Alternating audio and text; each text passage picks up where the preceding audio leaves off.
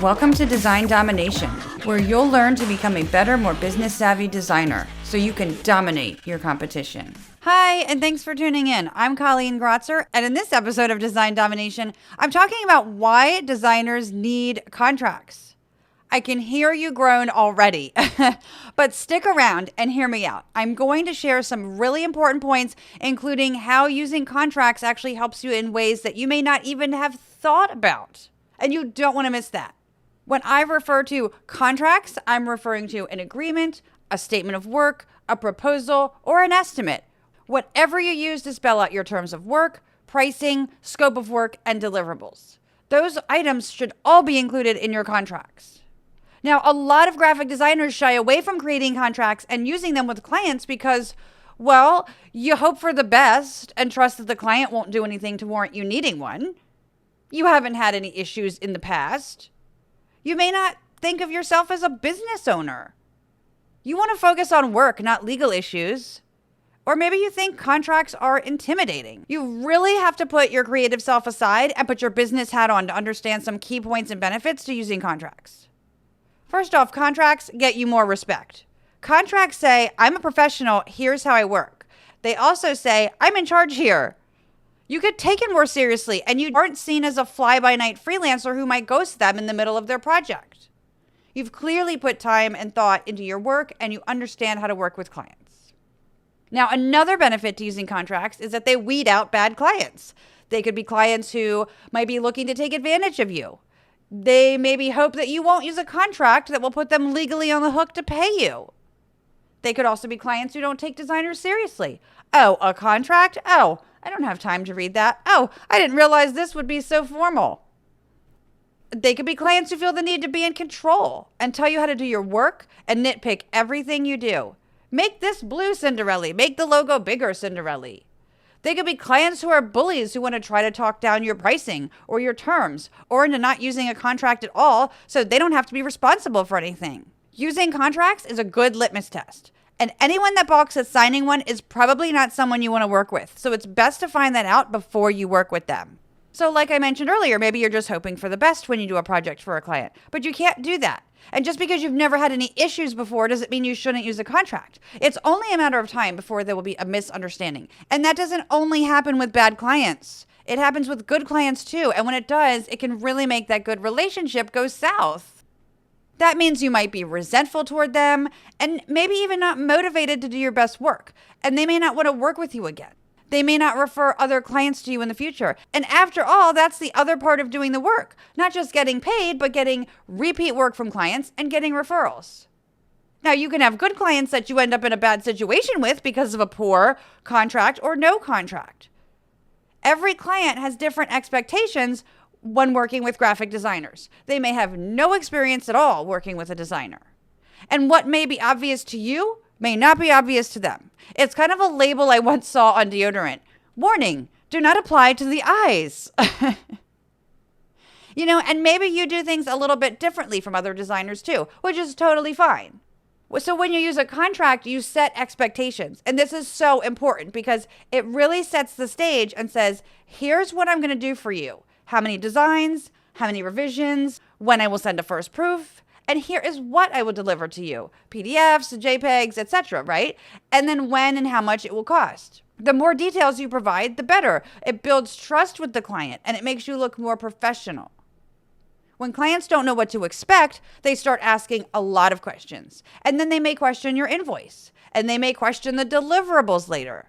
Now, is it okay for them to ask questions? Yes, of course. But when they ask these types of questions, it's usually because you didn't clarify expectations up front, and now they're feeling lost, confused, and maybe even unsure why they hired you in the first place.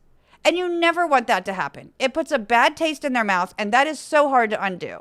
Because clients will remember how they felt working with you, and you want that to be a good feeling. When you set expectations, you also avoid a lot of misunderstandings and uncomfortable conversations. And I know designers really squirm and sweat over those kinds of conversations. I know that feeling. I've experienced it many times.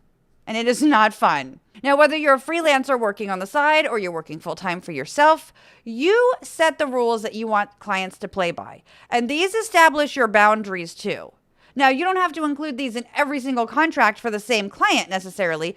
What I do is have all new clients agree to terms that apply to working with me. And then for specific projects, I include the project details, but then I'll reference the terms they agreed to on such and such date. You want to include details about the first payment they need to make. How much will it be? When is it due? What payment methods do you accept? And what happens if they pay late? Are you going to stop work? Are you going to charge them interest? And if so, how much? And your jurisdiction may dictate the time frame and the percentage that you can charge, by the way. All of these things should be specified in your contracts. You can even include your hours and when they can expect to hear from you. You're allowed to set your own work hours, but they might get upset when you don't reply right away if they're expecting you to respond in a certain time frame. You can include how to contact you with questions. If you only want them to email you, then provide that. If you don't want them to text you, let them know that. I would go crazy if I had clients texting me. I don't even turn my cell phone on.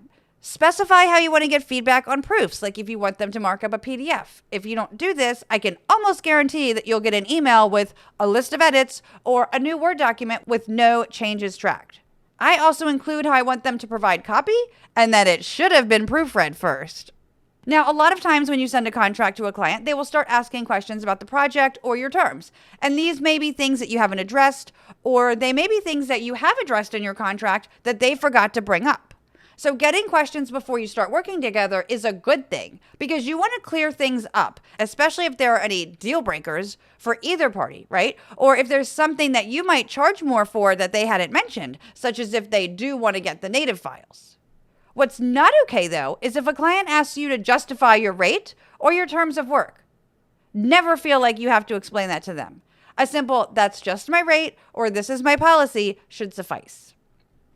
No one goes around to doctors, accountants, or landscapers and asks them to explain how they came up with their rate. They might ask you to make exceptions to your contracts, and that is up to you to decide what to negotiate on. I will not work with a new client without a signed contract and without 50% upfront. I may negotiate the percentage a bit if it's a large project.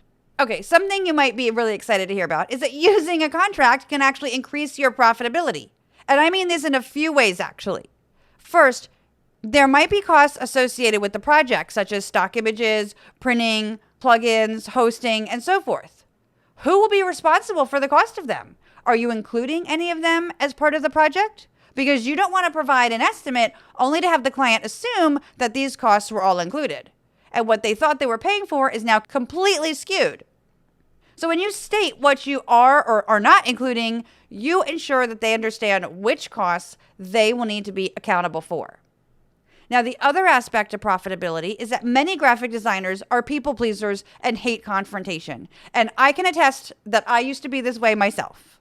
And if that's you, you may find it very hard to speak up and tell the client when they've exceeded their allotted number of designs or revisions, or worse, to charge them when they do. You don't want to be the bad guy and have to break the news to the client, right? Well, the contract becomes the mouthpiece that speaks for that non-confrontational designer. So you're no longer the bad guy. The contract is, right? Well, really, it's the good guy because it can stand up for you when you won't stand up for yourself. Now, what's in the contract is nothing new and shocking because the client's already read it and agreed to the price, the cost for any additional revisions, or the cost for native files, whatever it is.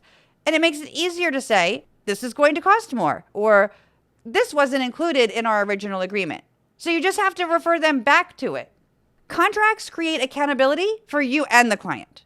So you're spelling out what you will do and by when. And you can spell out what they need to do, not just in terms of payments, but for the project itself. So for example, if they're providing images and you want them to understand that they can't just send you images that they find in a Google Images search, you don't want to be liable if they infringe on someone else's copyright. You also want them to provide images in the proper formats and resolution.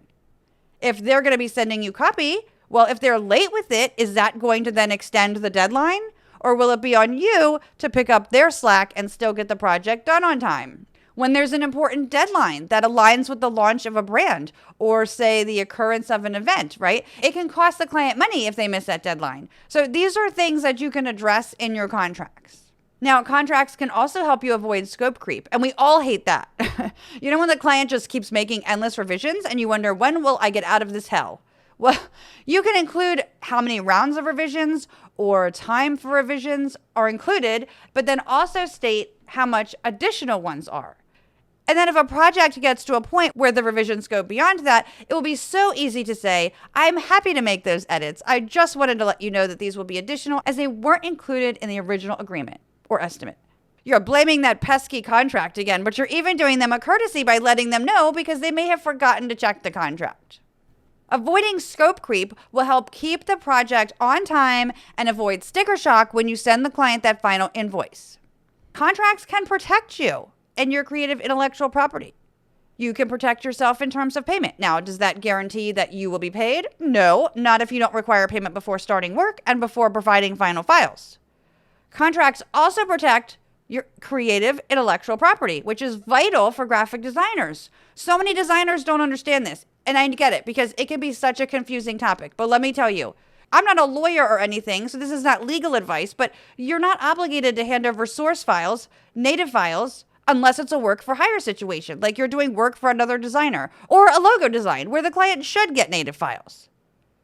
And you can find out more about that in my chat with lawyer Matt Johnston. But otherwise, you can charge for native files. And you're not obligated to allow clients to use your work as they see fit whenever they want. You get to spell out the rights about your work and how they can do that. Again, that's if it's not a work for hire. You can negotiate some terms in situations where it makes sense to do so. Do what helps the client, but charge accordingly if you're giving more away. When you think about creating your terms for your contracts, I really recommend having a lawyer review your contractual terms. But also think about your past experiences working with clients from the beginning of the process and through to the end of it. And I say this because I've added to my contracts additional terms with every bad client or bad situation that came up to prevent those situations from happening again, such as revisions should be of decreasing complexity at each draft. And that was as a result of a client rewriting brochure text on round 3. No thanks. Also know that it doesn't matter what every other designer is doing or what they're charging. If other designers would be happy to take on clients who treat them badly, or happy to do all revisions free of charge, or happy to give away their source files, it doesn't mean you should too. It is your business, and if you don't like someone, you don't have to take them on as a client. And if you don't want to work with them again, you don't have to. Do what works for you and your business, and don't apologize for it. If you want to start off on the right foot with clients before you even get to the contract stage, be sure to download my free guide, 17 questions that you must ask during a design consultation. This will help you get more respect, get taken more seriously, scope the project, and even charge more. Go to creative-boost.com/questions.